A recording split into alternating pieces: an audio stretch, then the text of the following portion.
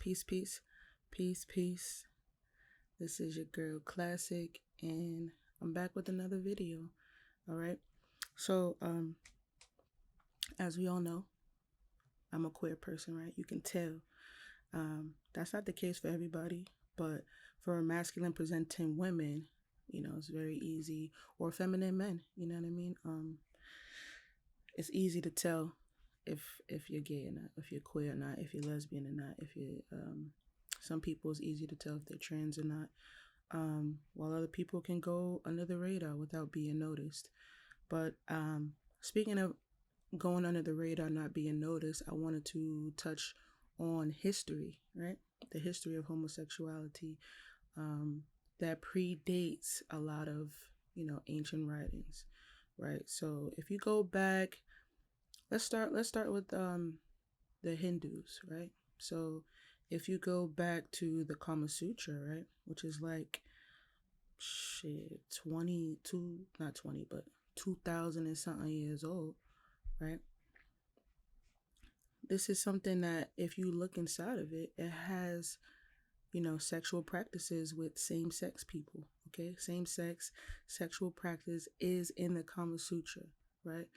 So there was a time where, in India or, that part of the world, they knew what's going on. In fact, in Africa, like, to be honest, like predating pre-colonial, pre-colonization and shit, in Africa, it was rituals that was done that dealt with homosexuality, or warriors. They would fucking have young boys. I don't know about young, but they would have boy partners. Like, they would have guys be same sex. You know what I'm saying? Shit, they were paying dowries. You know how you would pay one for another man's daughter? They was doing that for the sons. So if you go back further and further, right, homosexuality is not a new thing. In fact, it's something that is probably one of those key survival things, right? Because at some point everybody can't be overpopulating the whole world or the whole country or the whole tribe, the whole village. So you have these people who still found love, still found value in their lives, but were not reproducing, right? So there's nothing wrong. There's nothing wrong with that. I know y'all want to make it seem like it's a whole, it's against the Bible and shit, but the Bible is not our book. The Bible is not our information, right? If we're all talking about Hotep niggas and ancient Kemet and how back then it was none of that shit, or whatever the case is, like, if you go further back, you know what I'm saying? This is a part of human history. It's a part of it, dude. I'm sorry. Like, but it is. And the faster and quicker you understand that, the better it is for you. Cause you're over here hitting people. There's nothing new under the sun. That's what my mom always told me. She's like, anything you could think about is already been done already. It's already been done. There's nothing new under the sun. All right. So shout out to my mom for that. But anyway, let's I got some information over here, so I kind of want to start spitting some shit for you, okay? All right. King Mwanga II, right? I'm hoping I'm pronouncing my man's name right. But he was openly gay king. And you know what? His people ain't give a shit. You know why? Because he was ruling it. He was doing his thing. And his sexuality had nothing to do with his reign. Okay? He was an openly gay man. And this is in, like I said, Uganda, ancient Africa, okay? Back in the Dize, all right? With this king who was dating the same sex. And ain't nobody had no issues with that. In West Africa, there's extensive historical evidence of homosexuality. I feel like, actually I read somewhere where it was like, they had this depiction on a rock of two men getting it on. All right. And this is thousands of years old rock. Okay. Now don't ask me why niggas is drawing this type of shit on a rock. I don't know. But the fucking cases that it was done. And this is thousands of years ago. Ancient Africa, you had this queen who would dress like a boy, all right, or dress more masculine, because I don't want to say boy because like it's masculine to me. You know what I'm saying? Of course, boys wear it because they have more masculine. You know what I'm saying? Anyway, so there was a queen dressing as more manly, and guess what? She had female wives, and there was no fucking thing about it. Okay, nothing. There was nothing crazy about that. And back then in Africa, so the gender thing was very fluid. Even back then, yo, there was times where they would have a child, right? And they wouldn't give the child a gender until they got older. Like, do you see how powerful that is? Like, niggas thinking like that whole like nowadays when you have a baby and they say the gender is X, niggas is looking at that like, what the fuck? Like, what's wrong with these? What's wrong with y'all? Why would you do that? Meanwhile, this shit been going on, bro. This shit been happening. There was people who've been understanding gender and sexuality, and like this is before the internet. You know what I'm saying? They already had information. Okay, the whole gender thing was the Igbo people as well as the Yoruba. Okay, these were the people who was doing the whole like giving babies genders, you know, not immediately, not during birth, but like later on in life. All right, so this little tidbit of information for my conscious folk, right? For my Hotep niggas, as Brother Panic would say. So Sekhmet, right? That's the goddess of war, right? And then you had the mother goddess, which is Mut or Mut. I'm not sure how other people pronounce it, but it's Mut, and you know she's the goddess like of motherhood. So you had these two goddesses depicted in some light with erect penises. Like, do you see like how wild that is? Like, why would they have two goddesses with erect penises? For most people, y'all don't understand that the homosexual person is more in touch with. I can't say everybody. I can speak for myself in this light, but I'm very masculine and I'm very feminine. Like I try to balance those as well as I can.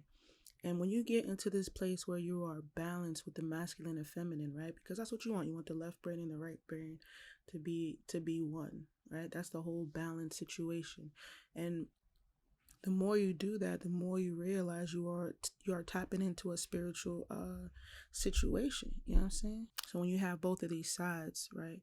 When you're balanced, there was I think there's plenty of fucking instances like that. I feel like Native Americans, all over across the globe, all over everywhere that you could think about, possibly was people who were homosexual, and they use that.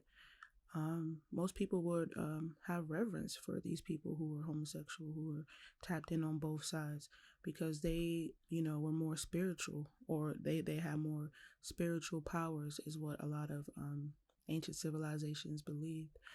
Okay, so they thought that because you were tapped in on both sides, that you were tapped into the universe, you were tapped in into the spirit world. Like, you see how powerful that is? So y'all looking down on these homosexual people. Meanwhile, you know what I mean, y'all should be more tolerable, more accepting, because there's nothing new under the sun. Everything has been done already, right? So of course you can take anything and abuse its power, right? So I know like a lot of people, they think about like these occults. I mean, not occults, but these cults that are doing like homosexual activity in order to like produce some type of outcome. Like, that's them taking that to an extreme. You know what I'm saying? That's them doing, you know, sex magic, really. You can do sex magic. Heterosexuals, you know, are more than capable of doing sex magic. Anybody can do it. It's just that kind of thing. So they're using that in that type of aspect where they're doing, you know, some weird shit and manifesting through that way. But shit, you can do sex magic on your own. You don't need nobody to do that. All right, so back to the Hindus, right? They have like over 19 LGBTQ deities or gods and goddesses. Like, come on now. Like, y'all gotta see. Y'all gotta understand that that's how it is. You know what I'm saying?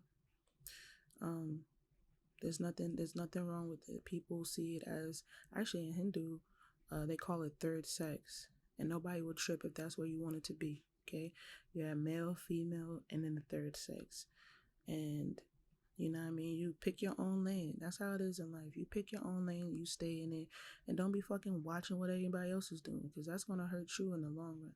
If you're upset with how with who people have in the bedroom, like, I'm not trying to use I know there was this one person commenting on my shit talking about I'm like using the Bible as like means to do things that's inside of it that's conceived, that seems condemned or wrong. But I'm not using it as a weapon. I'm using it as a tool to help people who are on that side of the spectrum to understand where I'm coming from, or understand that, you know, there's so much more to the Bible than them condemning homosexuality. Actually, I was watching Sweary, and she was saying something about how in the Bible, the homosexual thing, them condemning it, at the time they were doing that because they weren't reproducing as much as they needed them to do. So they put that law in place so that, you know, they would produce more, right? But, you know, when there was a time where that wasn't necessary, then that law was like taken up. So um, I feel like in those days, the Bible was really taken and broken down in order to make people feel a certain way, right? So as far as like slavery, right? Why would the white man give you a book to save your soul? Like, if you don't care about me on earth, why would you care about me in the next life? So, you know, if you use some type of uh if you just use your mind just a little bit more, right, a little harder, you can see that obviously there's something wrong here. Okay, there's something crazy, there's something out of the ordinary, there's something that you know, you can't put your finger on. You're like, why would they give me this Bible? Oh, because it has slavery in it. Huh. Oh, and because it has slavery in it, now I think that this is the only book that I know, the good book. This is the truth and nothing but the truth. So me being a slave is actually religious. It's actually, you know what I mean? It has to happen. Nah, nigga. Hell no. All right, we wasn't put here to be slaves. Yeah. So I'm gonna end it on that note. Um, Definitely like, subscribe, share my channel. I'm trying to build it up. You know what I'm saying? This is about metaphysical and spiritual quiz.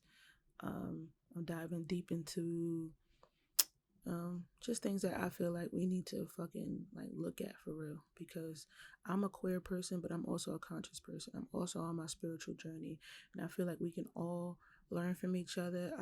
I really open to dialect, so if you're gonna comment on my shit, you know what I'm saying, I'm gonna respond to you, because I want to open conversation. I don't feel like, you know, what everything I'm saying is correct at 100% of the time. You know what I mean? I'm only human, but I am open to hearing how you feel, and I'm hoping that you're open to hearing how I feel. I'm not trying to say anything that, if it doesn't resonate with you, let it fly. You know what I'm saying? Put the dislike button, put a thumbs down. But if it do, you fuck with it. You know what I'm saying? Hit the thumbs up, smash that thumbs up, whatever the fuck that be talking about.